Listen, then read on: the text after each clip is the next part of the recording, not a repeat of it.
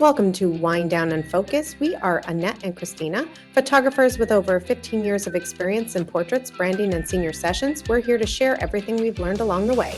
We focus on creating genuine, memorable moments through the lens and can't wait to bring you tips, stories, and behind the scenes from our photography journeys. Each episode, we'll chat about photography tips, stories, and fun, all while sipping wine. So grab a glass, sit back, and join us for some casual conversation, laughs, and photography goodness. Let's wind down and focus. Welcome to episode 7. I am Annette. And I am Christina. Today we're talking about why posing isn't everything and the power of connection. Sounds fun. I know. What do we do first? We do our wine. Yay. Wine time, wine time. Yes, which we just got done having a little meal with it. And we did. It was so good. We'll tell you all about it. And I did tell Annette before we started recording that I think this might be the last French wine by us because I am so not good at pronunciation. And I have things phonetically spelt to make sure I say it correctly, but anybody who knows French out there is going to know I am completely doing it wrong. So I apologize. Don't hold it against me. And I think I'm going to stick to maybe California for the next couple of rounds. Yeah. Well, I know next week is Canada. We do have Canada. Oh no, Canadians are typically French Maybe too. we can make Tammy pronounce it. Who knows? Yes, we'll send her the label and say, you say it first. So stay tuned for next week because Yes. we have Tammy from Canada. So the wine I purchased, guess where I purchased it from? I don't know. Deerberg's? Total Wine. I figured. Okay, it is a 2022 Luc Perlet, and it's a Syrah and Mourvedre blend. Oh, that sounded kind of sexy. All right. Yeah. See, like the French are, they're sexy. So it is 65% Syrah grape and 35% Mourvedre grape. The region is France, as we said, and the style is called, okay, this is the other one, guys. I'm only going to say this one time. Languedoc. Roussillon. That's great. So that is the type of red blend that it is. It is at Total Wine priced at $13.99 before Mex's 6 pricing. So it's not a bad price. From the wonderful Wikipedia, this is what you need to know about the Syrah grape. Syrah is a dark-skinned grape variety, and it's grown throughout the world. So you will find many wineries that have Syrahs, and that's very common. But in 1999, Syrah was found to be the offspring of 2 obscure grapes from southeastern France. So the Syrah grape did start in France, but It seems like it can maybe be grown. This is my assumption. So I didn't do actually research on this. It probably is just a hardy grape that can be grown in other places, which is why you can find it in so many places. Or they're buying their grapes from France and making their wines too. Who knows? Who knows? The Mourvedre grape is a red grape variety grown in many regions around the world as well. Most commonly, it's found in the Rhone and Provence regions of France, but it also can be grown in Spain, California, Washington, even South Australia and South Africa, amongst others. You will also find this grape predominantly in any sort of wine that you buy that says GCM. GCM is another red blend, which I looked back. I thought we had done one, but we hadn't done a GCM yet. GCM stands for Grenache, Syrah, and Mourvedre. So those 3 grapes together make a red blend of their own, and they're really good. I think you'll like that. So I'm going to get us one of those. I'm going to go to the Total Wine. I'm going to find the Total Wine specialist. I'm going to be like, get me a good GCM. I have a podcast to make. Yes. Yeah. we need some wine ideas. Right.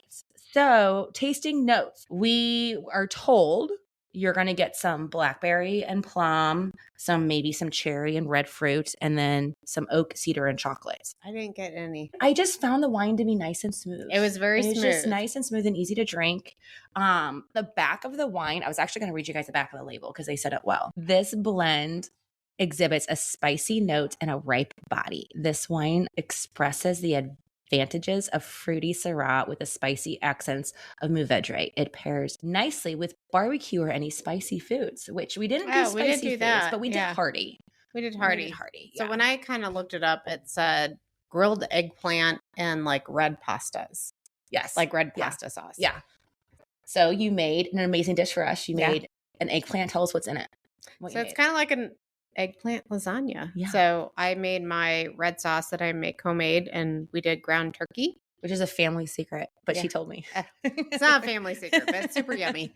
I use it for just if we do spaghetti or lasagna. And so, yeah, we did that. And I was going to grill the eggplant, but Right. it started raining. So I had to saute it on we have like one of those saute pans that we do bacon and French toast and stuff.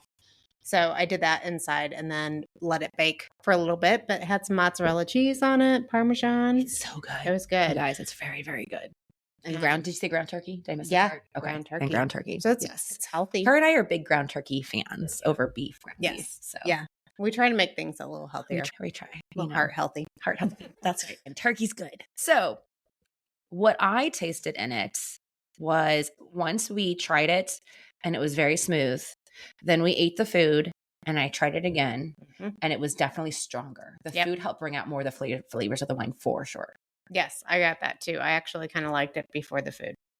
Yeah. Better. I know, right? Yes, it was a little smoother. Yeah.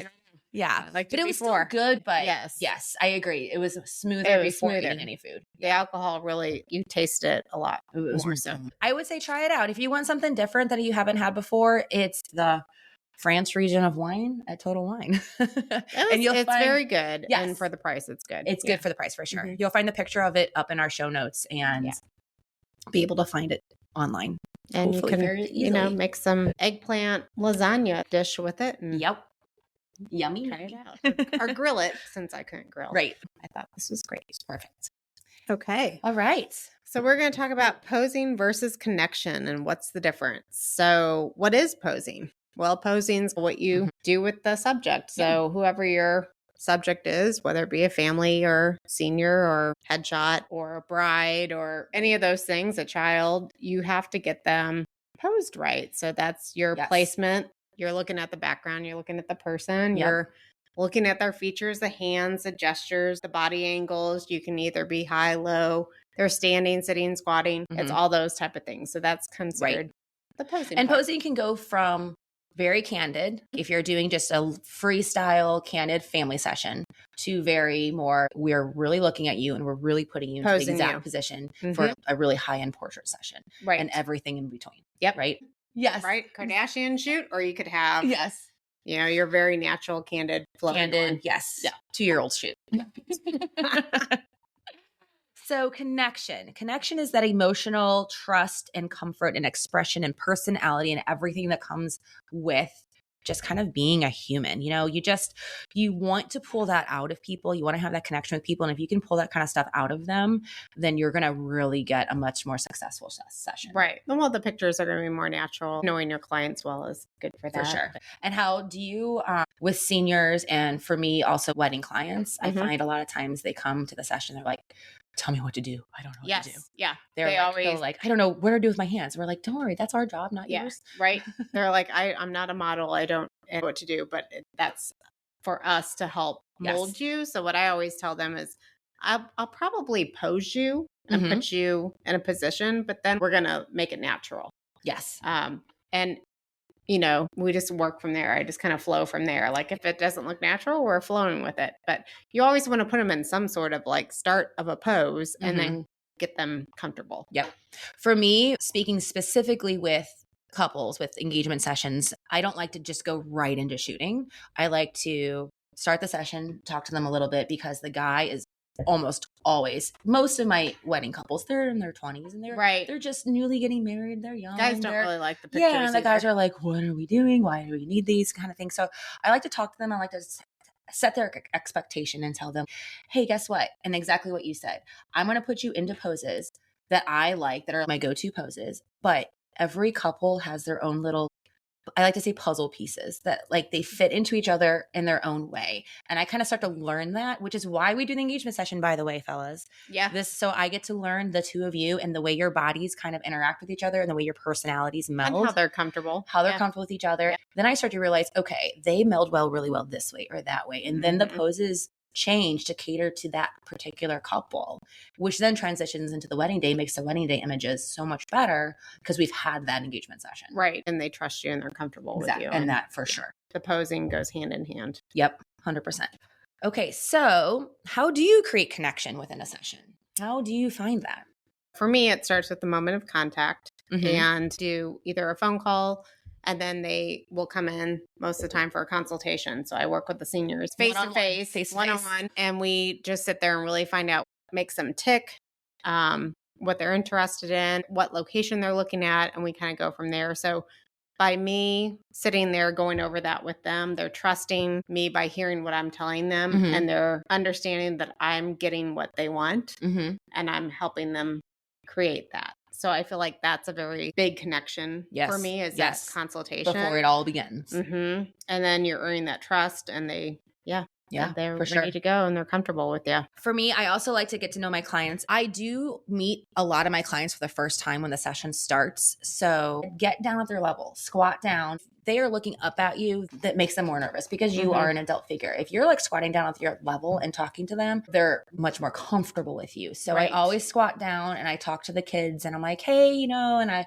I'm Christina, blah, blah, blah. And try to talk to them with them and try to get them immediately you're on their level, a little bit more comfortable with me and stuff like that. And then I kind of ask them questions about themselves. Like I said a minute ago with the couples with the engagement sessions, I talk with them beforehand to be like, here's what you can expect and here's how it's going to unfold and stuff. And then when I shoot, I just like to gently encourage the movement and the laughter and the real moments, especially with those family sessions. You really want the real moments with the family sessions, but you want real moments with all of them. Right. With all of them. But different amounts for different types, I guess you could say. Sometimes I have found if they are very self-conscious, I'll find this a lot with seniors or with some younger couples, I will just show them a picture that I know I just took that was like good out of camera. Oh, of course, all of mine are really good out of camera. I really like if I take one that I'm like, okay, this one's really awesome, I show it to them. I think it helps. I think if they need to see that, they see what you're doing. They're like, oh, wow, that's awesome. Exactly. Yeah. And it's when you throw after every picture I take. Right. I'm doing it once in a while and to help them really feel more comfortable because then you should be like, oh my God, I did not realize it was going to look like that. Well, and I feel like when I throw gels into the mix or something like that with a senior, they don't know what I'm doing. They don't understand the result I'm getting. Until I show them the back of the camera. And they're like, whoa. Like, just recently with a parking garage. Well, this is a parking garage. What are you getting? Right. But once you throw that gel, everything, they're like, oh, you're doing that? Well, that's awesome. That's really cool. Right? I didn't know what you were doing. When you get that reaction from them, guess what? Their demeanor changes. It does. They turn into like this total model, physique. Their demeanor totally changes then. So little prompts that bring out big reactions. So for my seniors and my headshots, I always try to tell them to fake laugh. Yeah. And I do that because it causes the seniors kind of laugh and like, okay, this is kind of stupid. But then, especially when you're out in public. Right. But then they actually start laughing at themselves. Right. For it. And they get relaxed. And I get that kind of in between. I got to keep snapping. And I get that in between, or I get them looking at mom or dad or whoever's there. So you get that good reaction too. So I always do that one. Headshots, it just gets them to relax as well because they're very uncomfortable when they come in for headshots, especially if they haven't had headshot in years. You need to relax. So just let it out, fake laugh, and then let's just relax back into that smile. So I try to do that with headshots and seniors. And then go-to with families is always look at your favorite person. I love that. I might steal that. I love that. Oh, it works every time. And even when you have adult kids with parents, they all look at each other and they just start busting out laughing because they're like, oh, who did I pick? Who did I pick? Oh, you picked that person. Oh, I see how it is. Like, and it gets it every time. That's for me, I love using those always work. Those are good. That's good. I love that. For me, I agree with you, the fake laugh. I love doing it with senior. I feel like the younger kids do it better because they're just, let's just be real with it. They're used to their devices. Right. They're used to doing their selfies. They're used to basically already doing fake laughs on camera. So it's easy to get them to do it. I had 2 girls this past season that were both theater girls, and they gave me the best fake laughs. And the first girl that I had that was a theater girl, she's like, well, it's because I'm in theater. Because I kept saying, like, can you teach all my clients to fake laugh the way you are? You are amazing at it. And she's like, it's because I'm in theater. I'm like, oh, you're right. You're in drama. You know how to do You know how to do it. Yes. I'm like, oh, you need to teach everybody else. For my couples, I love to have them snuggle. Sometimes you can do like the gentle whisper or the tickle. or, tickle her ear with like his beard hair or something like that. Something to just kind of make her like, while he's snuggling with her, just kind of make her react to him and stuff like that. But yeah, there's lots of little prompts that you'll kind of also just kind of figure out along the way. And it might be different for different people too. Right. In different sessions and stuff. But it's nice to kind of have some go-to ones in your back pocket. Yes. I can recall when I did weddings, I always whisper something into your fiance's ear, and I don't know what they were whispering, but it was always something that was. They always should encourage to whisper something naughty, because that'll really, really get a good response. I know, yeah. But a lot of times, some of them are because I make sure I stand back far enough that he can get away with it and say whatever he wants. Yep. And sometimes they do more it. Reserved. Sometimes they're too reserved and they won't do it. Okay, so our next one is posing with purpose. So I like to use movements such as walking and spinning. Yes. With my seniors. When I'm posing, mainly with them, I will do sit, squat, stand, and then it's always a movement. Mm-hmm. So I like to get them moving because it's more natural. Not everybody's a supermodel, so getting them, to kind of walk helps relax them a little bit. They're not thinking about what they're doing. Right. But you have to teach them how to walk and not be like a tightrope, right? Correct. Because some of them, when you tell them to walk, they try to walk like they're on a tightrope. Yes. And sometimes you tell them to walk and play with their hair and you're like, what are they? What? Right. What is happening? So you kind of have to direct. You still have to direct. Yes. But again, and then, posing isn't like there's certain poses I will put a senior in. I'm like, nope, that one didn't work. Of course, I don't say that out loud. Yes. That's what I was going to interject real fast and say exactly that. If you see them doing something that you're like, in your mind, you're like, that did not work at all. Never say that out loud. Right. Just coach them a different way to do it with it just like glossing over. Be like, that was great. Now let's try it this way and have them do it again. Yeah. And that way, and just keep moving on. Because there's some poses that certain seniors can pull off and certain can't. It could be like the arm over the head. Yes. That doesn't look well on everybody. Correct. So I've noticed. I've come to learn that. Yeah. You're going right for the armpit or whatever. And you're just like, okay, that didn't work so well. So let's move on and do another one. So, and they have these in their mind. You don't want to discourage them with that pose, but at the same time, you're like, let's move on. Let's do a different pose and let's get with it. But the next girl could look amazing with her hand up. It's just everyone's different. So you have to try these poses out and you have to if you can tell they're not working, just move on. Yeah. I just go to the next one or the next one. And sometimes they will send me a Pinterest board with ideas and I just look off that, visualize that, keep it in the back of my mind when I'm posing them. But again, some of those poses don't always work for everybody. Yep. So for me, same thing. You want to, in terms of prompts, you want to give prompts and not give poses. And what I mean by that is instead of saying stand like this, I want you to stand arm up, blah, blah, blah. You want to make it more organic and say, I want you to walk towards me like you're on a casual date. I want you to twirl as if you just won something. Like you try to think of like something like that to like give them a reason to do what they're doing. Right. And that'll help them feel less stiff about it. Yeah. I love for prompts. I love having people twirl, telling mom and dad to tickle the kids. That's always a fun one. When I have the dogs in the session, I always like the ones with the petting with the dogs and kissing on the dogs. Give your dog a kiss. Keeping them moving and reacting is always going to give you general stuff. And then if you then go straight from all that moving to a pose shot, they're sometimes a lot more relaxed because they were just that. They were doing that. What's your take on, what do you think right now? Do you think it is more posed or do you think it's more natural that people are going for? Or do you think it's a mixture of both? I think outdoor sessions are leaning more towards natural movement. Yep. And studio is leaning more towards posed and portraiture and artistic. Everything's artistic. More of that like gallery wall kind of thing. Yeah. Right. Yep. I agree with that. Yeah. And it makes it kind of hard because your brain has to switch a lot and you might not be used to doing it that way in that position, but that's kind of what people are wanting now. So you have to think more along the lines of that. Yes. And that's why I always say, I'm going to pose you, but then we're going to mold naturally from that. For sure. Just to get them in place. Let's go on to posing tips. When I'm posing a client, I like to mirror it for them so they understand it. I'm not always as dainty and I know, flexible. Right? And sometimes I'm not wearing the right clothing and I'm like, okay, this does not work for me right now, but just imagine. Yes. It was just last week. weekend in the studio, I'm like, okay, I can't curl up in this chair like you can. This is a cute pose. Like mirroring it for them. I've done bird wars where I've been like, so we're going to sit like this. And I'm like, okay, you're going to do it better than me. Right. But this is the position I want. I'm not looking very sexy right now, but yes. And then, I try to make sure as far as posing, like hands are the big thing.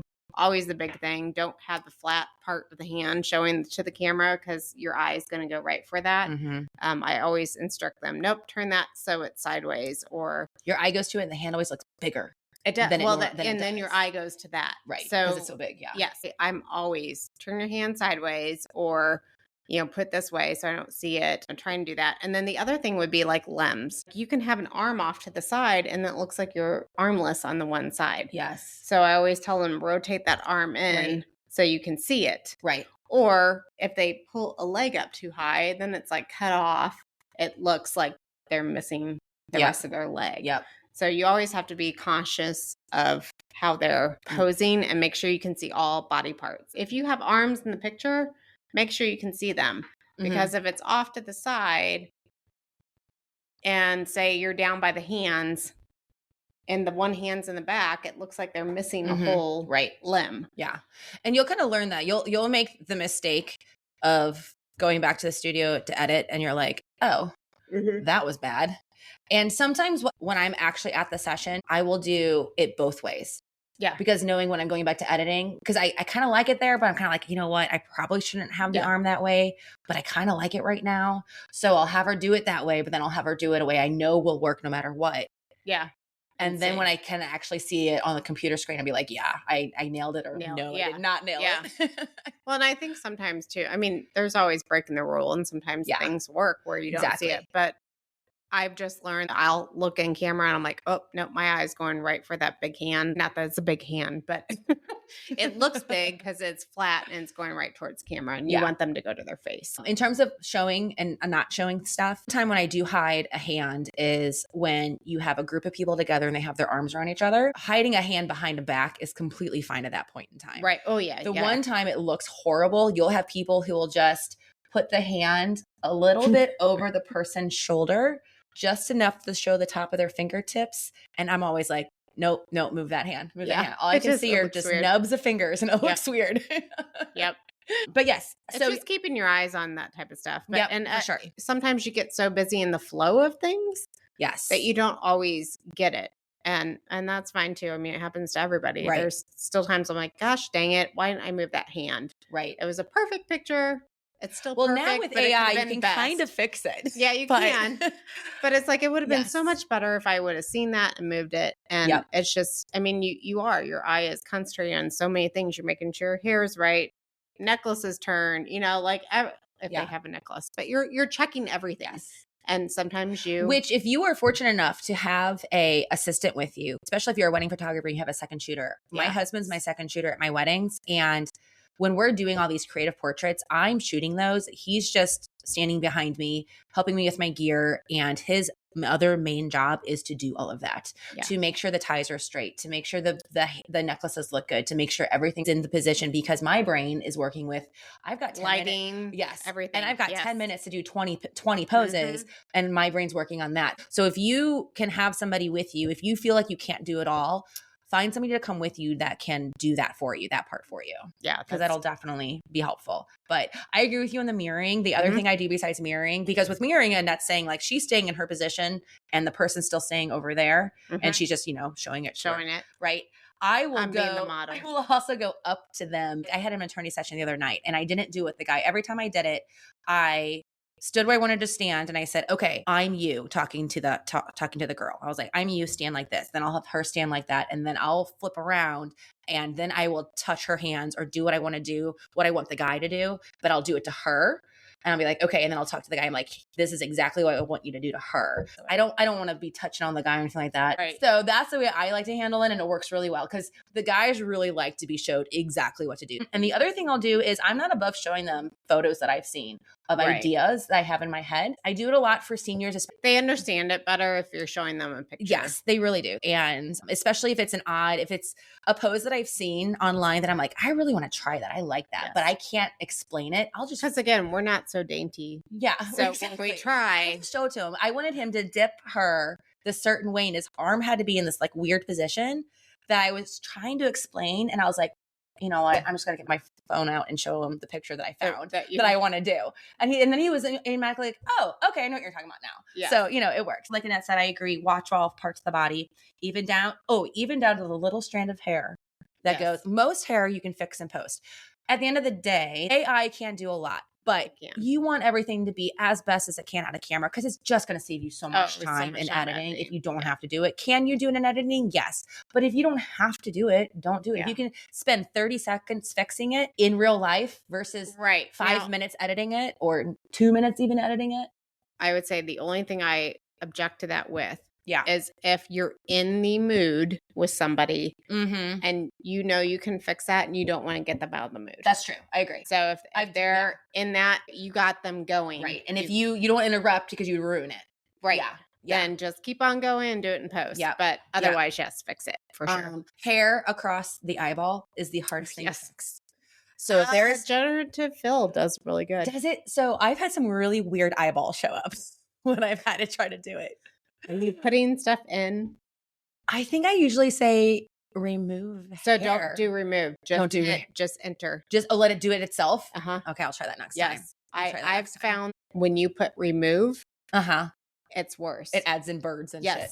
So yes, you can have a whole nother eye. I think I had the eyeball from like, if anybody used to watch Goonies, like, like one of those eyeballs from whatever his name was. But like, no, you have to sometimes you just have to return and see what it does. Yeah. Anyone out there, all of us photographers use Photoshop. I mean, I don't think you can be a photographer and not use Photoshop unless you outsource all your work. But then the person outsourcing it is using Photoshop. Yes. And the generative fill. AI, the fill, which uses AI is amazing. It's really amazing. It's saved They've had it for over a year now in Photoshop, right? I'd say over a year. Yeah. Maybe not quite 2, but over a year. And it's because you used to, and it's getting better. Get the other Photoshop. What was the one? It was a beta. Yeah. Yes. A beta for before. And then you say beta or beta? Beta. I say beta. I think it's beta. I don't know. We would have to ask I just know that's the way I say it. But yes, it has gotten better. And I'm learning, like I learned at Sync that one guy just said just click like what you just said. Yeah. You don't put a word in. I thought you just had to always put a word in. No, I didn't realize. I learned it's actually better not to. Yeah. And let it figure it out. And then if it doesn't do it, then really be very detailed and see if it does do the other extreme. Yeah. Don't just put remove because sometimes it doesn't. Then it pops something random in there. It's just crazy. Just crazy. Gotta love AI. Yes. So our next one is top go-to poses. So Annette, what are your top poses? So for seniors, I typically do standing, squatting, sitting, and then movement. So I don't really have a. Do you do that in each position? Like each place you go to, you do ba, ba, ba, ba, ba, move So I'm getting a good variety. Right. Right. And just trying to get all angles. You can get front, backwards, all the good stuff. But you're trying to capture it all because my goal is for them to have an album and they have to have all these different looks in order to fit in that album. Right. You don't want them to look the same. And you don't want them to have, and it's like same standing ones or something like that. Yeah. So I don't really have a go-to pose. I just know that I'm going to start them standing and each person's different. So it just really depends how comfortable and natural they are. And we just kind of go with that flow. Have you found some people being really bad at squatting? Yes. So some people have bad knees and stuff like that. Or they try. You're 18. How do you? Yes. Especially with guys, they always want to squat and they look like they're kind of going to the bathroom. And I'm like, no, let's not do that. Show them how to squat. I'm sure you do too. Oh, I do. And they still can't do it. Yeah. And they're like drop. And I'm like, no, don't put your knees on the ground. No, that's the thing. Don't put your knees on the ground. You need one raised and you need to offset them. Yes. And not look like you're taking a dump. And they usually laugh at me. They laugh at me. See, it works. It's trying to, some people aren't as dainty with the squats. Yeah. But, so that's typically, I always try to do all those. So I have a good variety for each part of the session. With headshots, I do all sides, even center for women unless they really don't want it. But when they come in, we do angled to the side of the light, straight on, do the other angle looking over. Then we do that whole thing, but we do it sitting. So they're getting all those different perspectives, and then they pick from that. Yep. But that gives them, they're finding, because some of them don't even know their side, right? Right. And some people have a side, they just don't know it. And so I'm like, well, I'm going to cover all your sides so that you have an image that you love. Well, none of our faces are really symmetrical, and you don't really notice that until a camera is on you. I'm kind of going a little off topic. I found clients when I'm editing that they will have one eye, the eyelid droops. You're right. And or a bigger, talking to them, eye. You wouldn't notice it. Like, and they don't, maybe they probably don't even know, but the camera catches it. It does. And it's like, it just droops a little bit more than the other one. I'm always like, oh, damn it. Well, so I typically will get somebody, I have this eye that's smaller. And I'm always like, okay, well, you want smaller eye to camera because whatever goes to camera is bigger. Larger. Right. And so they're like, oh, I didn't know that. I need to start taking my selfies. Well, like now you know your good side. Now you know. Like, that's the way to turn, because then, and I do help them a little bit in post. But if you have a squinty eye, move that one towards camera and it will bring it bigger. Yep. And then they kind of. And if you have a photographer that doesn't do it, just, keep reminding them. Yeah, right. Like, remember, I have a client that I've worked with multiple times, and she's got a tooth that she doesn't like. And so I always pose her on one side every single time because it's on the side. And she told me years ago, I did her wedding, then I've done multiple family pictures since then. I know you're always going to be on the side. It's just fine. That one. Sure, you want to try the other side? No. Unless it's a candid, and then sometimes you can't help it. But if we can help it, we always, because, if your clients do have those little quirks, try to accommodate them as best as you can. Yeah. Because that'll make them like the picture more if you're accommodating that flaw that they don't like about themselves. And some of them have a side. They actually do. Yep. So for me, my top go-to poses, I decided to just talk about my couples poses since I figured you'd be talking about seniors and stuff. So in no particular order, but this one is kind of my favorite. The almost kiss is always my favorite. And those of you who are going into couple photography, those who already are, I know already do this, but those of you going into couples photography, it is one of the most romantic ones and you don't want them to smush their lips together. That's not a pretty picture. That's kissing. It does work in pictures, but when you're really trying to get a nice, good, like somewhat close up and of them just being like really like, it's that almost kiss because it's like the lead up. It's just like, it's such a good. And if you can get the sun to come behind them, oh, so good. Chef's kiss, actually. The walk and talk, like we talked about earlier, that's always a good one. That's a good one for everybody, anybody that you photograph. Yep. Forehead touch. I love the forehead touch. The snuggle. I talked about the snuggle, and I already talked about the whisper in her ear and stuff. I love it when she puts her hands around his neck and shows off her ring.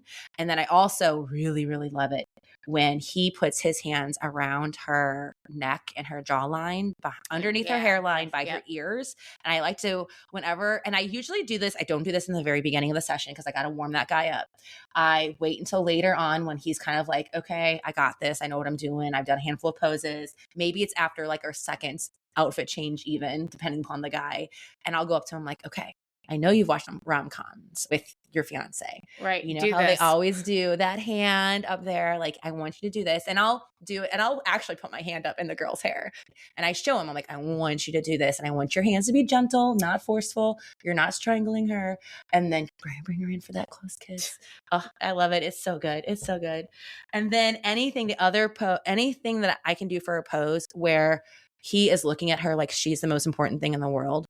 That is just, that's always the best. That's always the best, because who doesn't want a picture of your man looking at you like you're the most important thing in the world, like you're right? Worth $10 million. Right? Yep. Yes. So see, that's why I still love to do weddings and couples, because I love all of that. I love the romance. So on the touching part, so I don't know if you've heard this. Do you ask permission? So it depends. I do, but when someone's coming over for a headshot and it's very professional and businessy,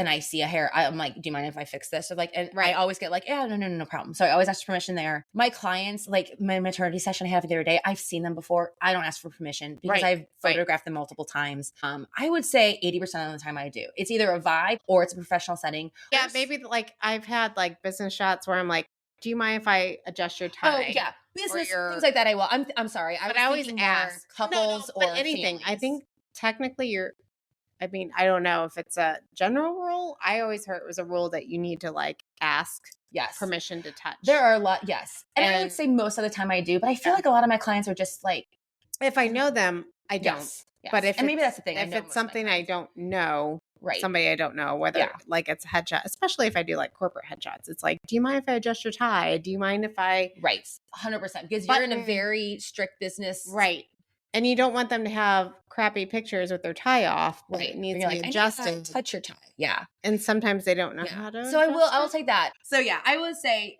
9 times out of 10, yes, I do. With clients that I know, I don't, because I know I'm already okay. I always find like when the headshots or corporate or even a senior, do you mind if I touch you?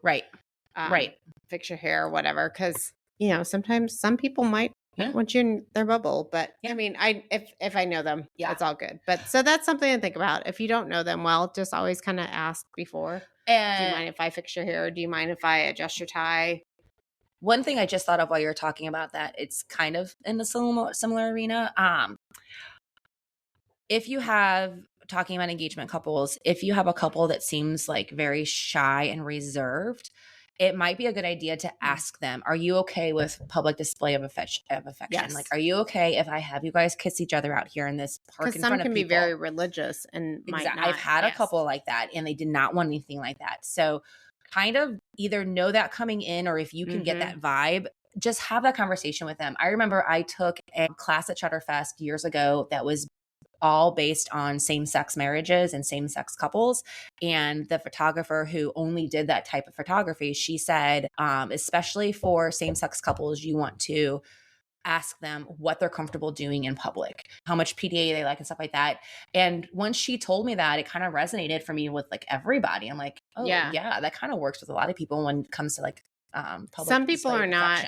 Yes. So like, I know like when I do families and I will tell mom and dad, I'm like, oh, mom, dad, if you're comfortable, do you want to kiss? And kids, you know, kids look at your mom and dad. But some of the mom and dads are not comfortable kissing in front of the camera. So like, I'm always like, if you're comfortable, you can do a kiss, you know, or even like a boyfriend and girlfriend, like a senior with her boyfriend. I'm like, if you're comfortable with it, you're welcome to have a kiss. Oh yeah. You know, but some are not. They just don't want that. I could see them being that way with being so young. Yeah. Sure. Or if mom and dad are right there, like they don't want to. They don't want to for mom and dad. So it's I'm willing. I know we've kissed. Yeah. I'm willing to capture it. It just depends, you know, who's there and how they feel. Right. For sure. So, yeah. All right. So recap, and then we have a challenge as well. Yeah. So if you take anything away from today, posing gets into the place, but then connection is what makes the photo. So the challenge that we have for you, do you want to tell the challenge? Sure. We want you to try using a new prompt this week that's totally about emotion, not just body language, and then watch the difference that you see that comes out of your clients. Yeah, and let us know. Yes, please let us know. We would love to hear how things are working for you. Next week, we have Tammy from Canada. Canada. And then, can we give them a little teaser for the week after that? Yes, we can. Yes. We will be at Shutterfest. We will. So exciting. We will be recording from there. We will be, yes. Now, Shutterfest is in our own hometown, so we don't have to go far. We don't, but we still stay downtown. Because we do.